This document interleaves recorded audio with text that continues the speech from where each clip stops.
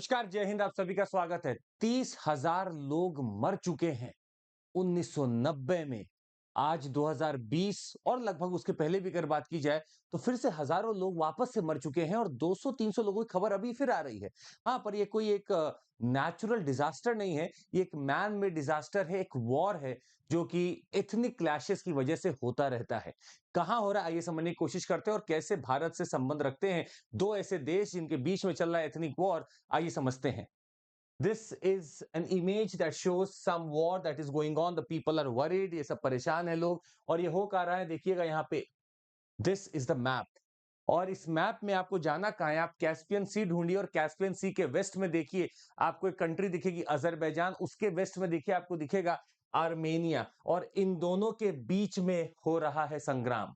और ये नया नहीं है, ये पुराना संग्राम है और इसके पीछे जब आप रीजन आपको पता चलेगा तो शायद आपको आश्चर्य भी हो कि इसकी वजह से 30,000 लोग मर चुके हैं ऑलरेडी। ये एक रीजन है जो कि काफी जाना जाता है, काफी इसका नाम न्यूज में आता है। इसका नाम है नगोर्नो कैराबैक। नगोर्नो कैराबैक रीजन, जी हाँ, ये नगोर्नो कैराबैक रीजन है जो कि अजरबैजान की टेरिटरी में है।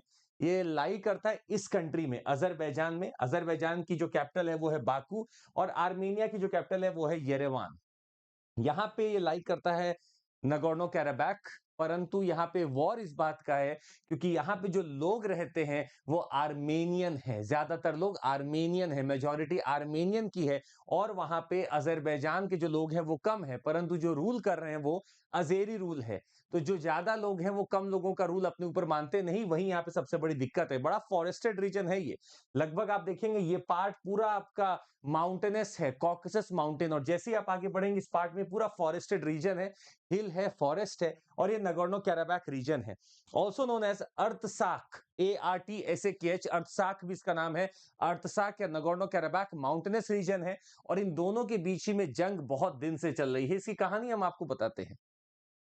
ये कहानी है उस बात की, जो क्लैश हो रहा है वो क्लैश है दो धर्मों के बीच का।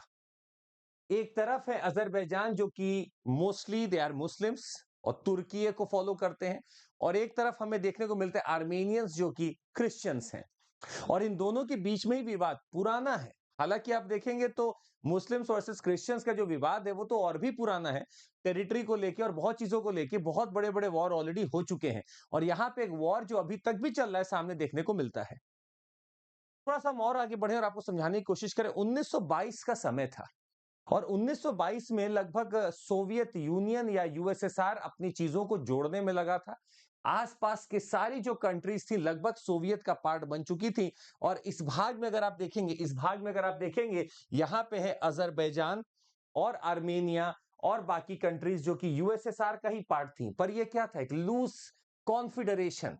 मतलब जब ये टूटा होगा तो सब अलग हुए होंगे, और आज इसी का मैप आप देखिए कितना अलग लगता है।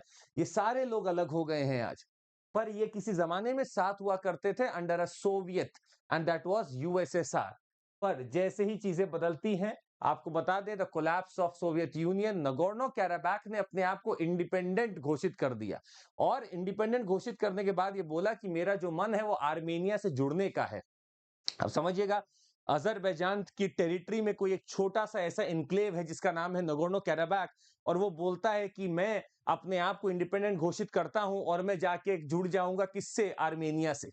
यही बात लगभग भारत में भी हुई थी। जब आप जूनागढ़ को देखेंगे तो जूनागढ़ भारत में होते हुए भी कुछ वहां के जो लोग थे उनका विचार कुछ अलग बन रहा था, लोग नहीं जो वहां रूल करते थे। ऐसी ही चीजों को विराम लगाने के लिए शायद एक ठोस कदम लेना पड़ता है। अजरबैजान एक बड़ी टेरिटरी जिसके एक भीतर में नगोर्नो कैराबैक, और उसका मन था कि वो आर्मेनिया से जुड़े, पर ये कहीं से भी फिजिबल नहीं लग सकता था कि आपकी एक टेरिटरी के बीच में किसी और की टेरिटरी है, ऐसा पॉसिबल नहीं था। खैर, इस बात को लेते हुए 1988 से अगर आप देखेंगे 1994 तक बहुत विवाद चला है। 30,000 से ज्यादा लोग वहां पे ऑलरेडी मर चुके थे। ये 1988 से 1994 की बात है, मात्र महज 6 सालों में लगभग 30,000 लोगों की जान जाना एक बहुत बड़ी बात होती है। और उसके बाद आप जब आगे बढ़ेंगे तो ये वॉर रुकता नहीं है। पीस लाने के पीछे भी रशिया का हाथ था। रशिया उस समय भी पीस लेके आया, और पीस लाने के बाद एक सीज फायर भी वहां साइन हुआ था ताकि यहां पे अभी कुछ चीजों को बरकरार रखा जाए। यहां पे रशिया डिप्लॉयड 1960 पीस कीपर्स। यहां पे एक लैचिन कॉरिडोर है, LACHIN, मतलब आर्मेनिया से नगोर्नो कैराबैक को जोड़ने वाली एक रोड है जिसका नाम है लैचिन कॉरिडोर। उस कॉरिडोर पे 1960 पीस कीपर्स रशिया ने अपने रखे ताकि वहां पे अब कुछ ऐसी चीजें ना हो सके, परंतु फिर भी 2020 में वापस से वॉर चालू होता है और वहां पे फिर से कुछ लोगों को मारा जाता है। अब अजरबैजान भी एजर्टिव हो रहा है, वो अपनी चीजों को क्लेम करना चाहता है और आर्मेनिया अपनी चीजों को क्लेम करना चाहता है। खैर, आगे बढ़ते हुए समझने की कोशिश करते हैं। The government in Azerbaijan, whose economy has been strengthened by exports of oil and natural gas, has been seeking to cement its military gains. अब समझिएगा, अजरबैजान अपनी मिलिट्री गेन्स को धीरे धीरे बढ़ा रहा था, पर अजरबैजान के पास जो सबसे बड़ा सोर्स है पैसे का वो है तेल, कच्चा तेल, और इसके पास कैस्पियन सी में बहुत जबरदस्त चीजें हैं जिससे ये निकाल निकाल के तेल अपने आप को रिच करता जा रहा है। और वहीं पे आर्मेनिया जो कि एक लैंड लॉक्ड कंट्री है, आर्मेनिया एक लैंड लॉक्ड कंट्री है, परंतु इसके पीछे हम आपको समझाना चाहेंगे इस वॉर से बहुत लोगों को इंपैक्ट तो हो ही रहा है। 30,000 लोग तो आपको दिख रहे हैं मारे गए, पर ना जाने कितने लोग घर छोड़ के अपना माइग्रेंट बन चुके हैं। आर्मेनिया और भारत के अगर आप संबंध की बात करें तो हमने कहीं ना कहीं आर्मेनिया का ही साथ दिया है। रीजन बीइंग कि हम कुछ ऐसी चीजों को अवॉइड कर रहे हैं जो हमें अजरबैजान में दिख रही है, वो भी हम आपको बताने वाले हैं। आर्मेनिया के साथ हमारे अच्छे संबंध बने। 1992 में हम लोगों ने अपना एक रिस्टैब्लिश किया, एक डिप्लोमेटिक टर्म्स हमने डिस्टैब्लिश किया, और 1995 में we had a friendship treaty coming up. इतना ही नहीं, 2020 में आर्मेनिया साइंड अप $40 मिलियन का आर्म्स डील, और हमने उनको दिया Swathi radars to detect the location of weapons. अक्टूबर 2022 की बात है, India signed an agreement with Armenian to export missiles, rockets and ammunition, and the missiles will also include indigenous Pinaka multi barrel rocket. और पिनाक हमारा मिसाइल जबरदस्त, इतना बड़ा बैरल है, एक बार में लॉन्च करता है ये बहुत सारे मिसाइल्स को। पिनाक मतलब सरफेस टू सरफेस मिसाइल है अपना।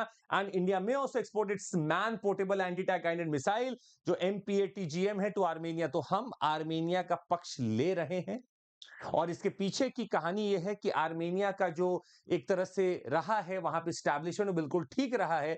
अजरबैजान कुछ लोगों के इन्फ्लुएंस में आ रखा है, अभी हम आपको थोड़ी देर में और बताने वाले हैं, बस आप थोड़ा देर और सुनिएगा। अजरबैजान एनर्जी रिच है और उसी के बदौलत वो अपना पूरा पैसा इकट्ठा करने में लगा हुआ है, पर इसके पीछे जो मेन पावर है वो है तुर्की का या टर्की का। टर्की जानबूझकर एक नया ऑटोमन एम्पायर स्थापित करने की मंशा रखता है। The new Ottoman empire is actually is something that Turkey is aspiring for. और अभी हम अगर आपको उसका मैप दिखाएंगे तो आप समझ पाएंगे बेहतर कि टर्की इस पूरे, अगर आप देखेंगे, रीजन में अपने आप को फैलाने की कोशिश कर रहा है। अजरबैजान से बहुत सारी पाइपलाइंस और बहुत सारे चैनल्स निकलते हैं जो कि तेल को लेके जाते हैं। अगर वहां वॉर होता है तो अजरबैजान ही को नहीं, दुनिया को भी फर्क पड़ेगा, क्योंकि वो एक ऑयल रिच नेशन है, और पाइपलाइंस अगर खराब हो गई तो क्रूड ऑयल पूरा आपका वेस्ट हो जाएगा। आग अगर एक बार लग जाती पाइपलाइन में तो बड़ा मुश्किल होता है बुझाना, तो बहुत बड़ा रिसोर्स का एक फेलियर भी लगता है। पर भारत ने अजरबैजान की अगर आप बात करें तो हमने इन चीजों पे उनका कभी स्टैंड नहीं लिया। अजरबैजान में हमारा इन्वेस्टमेंट जरूर है, ONGC विदेश लिमिटेड का वहां पे एक्सप्लोरेशन होता है, आपको बता दें। Also falls the international north south transport corridor. अगर हमें यूरोप जाने की बात करनी थी तो अजरबैजान में बाकू से होते हुए हमारा खुद का एक international north south transport corridor है जो कि ईरान से निकलता है, कैस्पियन सी में घुसता है और बाकू से होते हुए आगे बढ़ जाता है। यहाँ पे it can also connect India with Turkey and beyond through the Baku Tbilisi Kars passengers and etcetera. मतलब कनेक्टिविटी के लिए, रिसोर्स के लिए हमारे लिए बड़ा इंपॉर्टेंट है Azerbaijan. Armenia x tends it's unequivocal support. आप समझिएगा, कश्मीर का जब मुद्दा उठा तो आर्मेनिया ने साफ बोला, भारत कश्मीर का मुद्दा है ही नहीं, है तो आपका है।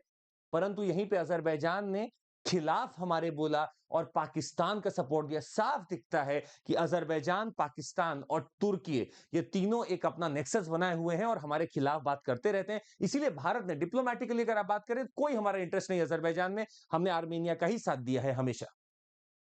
साथ ही में हम आपको बता दें, टर्की का यही, अगर हम आपको एक मैप दिखाना चाह रहे थे, इसके आसपास जितने रीजन हैं, ये जितने रीजन हैं आप ये पूरा जोड़ सकते हैं, और अफ्रीका के नॉर्दर्न पार्ट को भी देख सकते हैं। तुर्की या टर्की यहां पे एक न्यू ऑटोमन एम्पायर स्थापित करने की बात करता है, ये उसकी मंशा है। पर इसके लिए हम लोग को भी सतर्क रहना होगा कि ऐसा कोई एम्पायर ना बने जो किसी एक आधार पे बन रहा है, जो कि शायद एग्जिस्ट नहीं करना चाहिए। We already seen failed state onto some ethnic things or maybe on some religion thing। हम लोग को सिंपल है, अगर आप अपने सॉवरेंटी में अपने लोग आपके खुश हैं, तो आप बढ़िया से बेहतर अपने साथ रखिए उनको। आप धर्म से अगर दूसरे लोग को भी जोड़ते चले जाएंगे तो आसपास वॉर ही होगा और कुछ नहीं होगा। ये टर्की का एक गलत एक एम्बिशन चल रहा है जिसको हमें रोकना होगा। खैर, बहरहाल अजरबैजान और आर्मेनिया एक बहुत बड़े क्लैश में है, और अगर इसको रोका नहीं गया, रशिया आ चुका है मैदान में, रशिया इसको रोकने की कोशिश कर रहा है, और अगर वो रोक लेता है तो बेहतर है, क्योंकि अगर नहीं रुकता है तो जानें भी जाएंगी, रिसोर्स भी जाएगा, और शायद ऑलरेडी की इंस्टेबिलिटी रशिया यूक्रेन वॉर से बनी हुई है, अब अजरबैजान आर्मेनिया से भी बनेगी। ये एथनिक क्लैश है, इसको पूरी तरह से रोका जा सकता है, बस हमें लगकर करना होगा काम। इसी में हम आपको एक और नाम देना चाहेंगे, ओएससीई। ओएससी आपका है organisation for security and cooperation in Europe. इसको मिन्स्क ग्रुप के नाम से भी जाना जाता है। Minsk group, chaired by France, Russia and the USA, they have also tried to actually reach to some settlement in Armenia Azerbaijan का thing। OSC को कहा जाता है world's largest security oriented intergovernmental organisation. Its mandate includes issues such as arms control, promotion of human rights, freedom of the press etcetera. ये बना कब था? 1992 में बना था, and by the conference on security and cooperation in Europe. ये तब से लगा हुआ है कि हम अजरबैजान और आर्मेनिया के बीच में शांति ले आए, परंतु ये हो नहीं पा रहा है। अब कहीं ना कहीं मेडल करना पड़ेगा रशिया को और कुछ ऐसे लोगों को जो कि न्यूट्रल हो सकते हैं। भारत की अगर बात की जाए तो भारत वाकई में इन जगहों पे न्यूट्रल प्ले करता है। हमारे आर्मेनिया से डील अलग है, इस वॉर से रिलेटेड बिल्कुल नहीं है। हम खुद का इंडिजिनस वेपन बनाते हैं और जो हमसे मांगेगा हम उसको देंगे भी, पर हाँ, हम सोच समझ कर देते हैं। अजरबैजान चूंकि हमारी आइडियोलॉजी से ताल्लुक नहीं रखता है, इसलिए हम उसको वेपन नहीं दे सकते। हाँ, पर हमारे वहां पे इन्वेस्टमेंट्स हैं, हमारे वहां से पाइपलाइंस जाती हैं, और हमारा international north south transport corridor वहां से जाता है। तो मेन जो हमें ध्यान देना है वो ये है कि पीस वहां पे बनी रहे, क्योंकि नुकसान सबको हो सकता है। आज के लिए बस इतना ही। आपको बता दें, अगर आपको जुड़ना है हमारे साथ, 333 रैंकर्स ऑलरेडी हैं, अगले आप हो सकते हैं। नीचे लिंक होगा, आप रजिस्टर कर सकते हैं। सीएमसी कोड याद रखिएगा, जिसको आप देके कोई भी सब्सक्रिप्शन ले सकते हैं। और अभी एक्सटेंशन चल रहा है आपके लिए। आप अगर मान लीजिए 1 साल का भी लेते हैं तो आपको 1 साल के लेने के बाद 4 महीने एक्सटेंशन मिलेगा। आप 2 साल का लेंगे तो आपको 1 साल फ्री में मिलेगा। मतलब आप लगातार हमसे जुड़े रह सकते हैं।